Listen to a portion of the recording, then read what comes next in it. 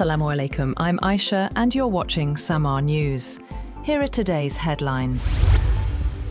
President Donald Trump has said that a new nuclear agreement under negotiation with Iran would be far better than the 2015 accord known as the Joint Comprehensive Plan of Action. In a social media post, Trump criticized the earlier deal negotiated during the administration of Barack Obama, calling it ineffective and dangerous. He argued that the new agreement being pursued would prevent Iran from acquiring nuclear weapons and ensure broader regional security.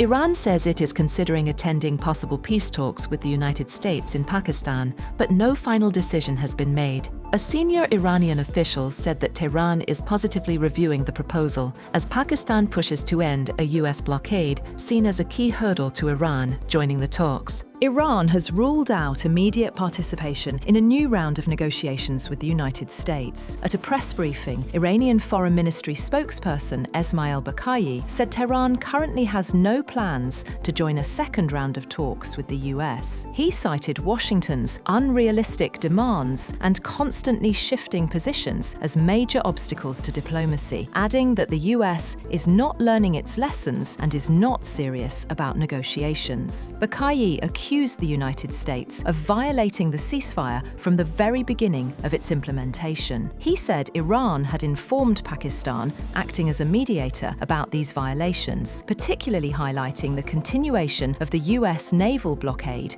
as a breach of the agreement. Moreover, Iranian President Masoud Pezeshkian has called for diplomatic efforts to ease tensions with the United States, even as mistrust deepens ahead of the expiry of a fragile ceasefire. Speaking on Monday, Pezeshkian said that every rational and diplomatic path should be used to reduce tensions with the US. However, according to state news agency, he emphasized that vigilance and distrust in dealings with Washington remain an undeniable necessity.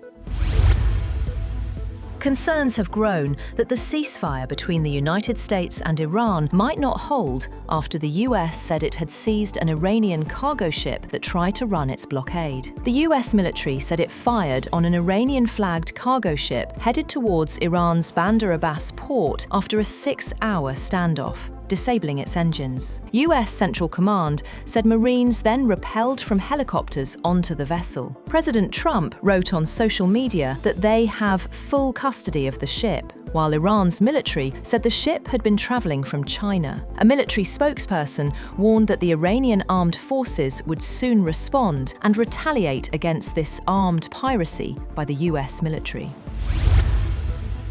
Also, Chinese President Xi Jinping has said that normal passage through the Strait of Hormuz must be maintained, stressing its importance for global energy flows and regional stability. Speaking with Saudi Crown Prince Mohammed bin Salman, Xi called for an immediate ceasefire and resolution of disputes through political and diplomatic means. He reaffirmed China's commitment to strengthening ties with Saudi Arabia, noting the 10th anniversary of their strategic partnership and calling for deeper cooperation. During the phone call, Mohammed bin Salman said the ongoing conflict threatens Gulf security and global economic stability. He said that Saudi Arabia supports dialogue to prevent further escalation and ensure safe navigation through Hormuz.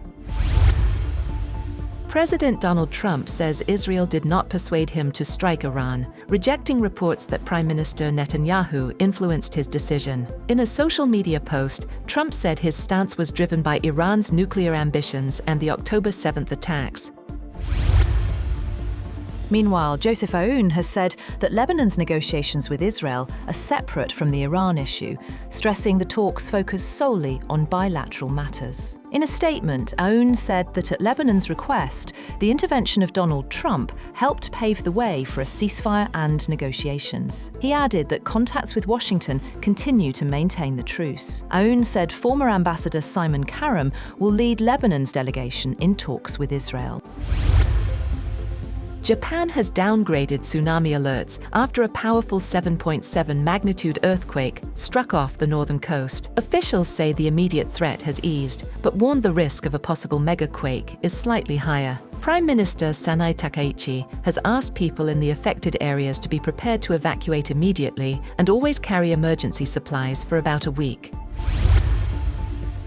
North Korean leader Kim Jong-un has overseen ballistic missile test launches as part of efforts to evaluate the performance of warheads carrying cluster bombs and fragmentation mines. State media, KCNA, reported that the tests represented the fourth ballistic missile launch this month and the seventh this year. The tests involved 5 launches of upgraded, short-range Hwasong-11 RA surface-to-surface tactical ballistic missiles to evaluate the power and performance of the new warheads.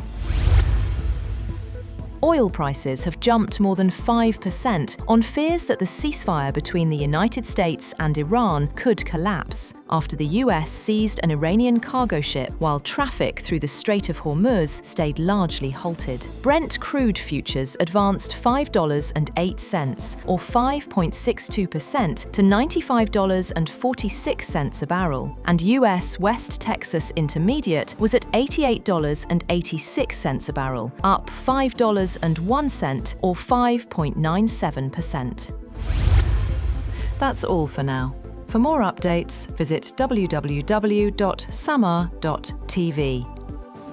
Thank you for watching Samaa News.